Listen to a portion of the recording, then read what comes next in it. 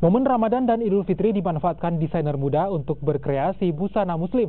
Salah satunya hasil desain Iko Aditya yang laku terjual hingga ke negeri jiran. Mengusung brand dengan namanya sendiri, Iko Aditya memanfaatkan media sosial untuk memasarkan hasil karyanya. Iko mengaku sudah mulai mendesain baju muslim dari beberapa bulan lalu. Tema yang dijadikan tren untuk busananya yakni 11 Kabilasa, yang merupakan desain baju koko dengan aneka warna. Kabilasa sendiri berasal dari bahasa Kaili yang berarti pria.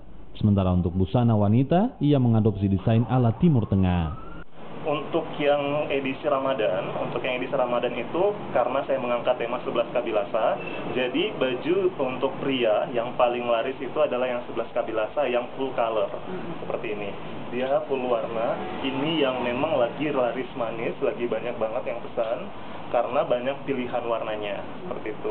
Yang di sini ada warna biru napi dan juga ada warna marun.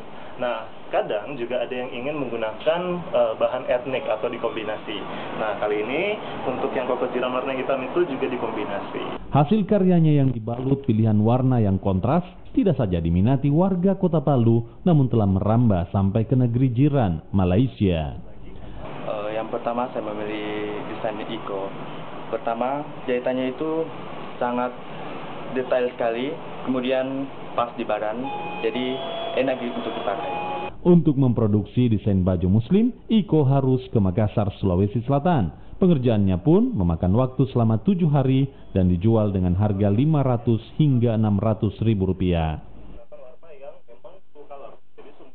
Aldrim Talara, Kompas TV Palu, Sulawesi Tengah.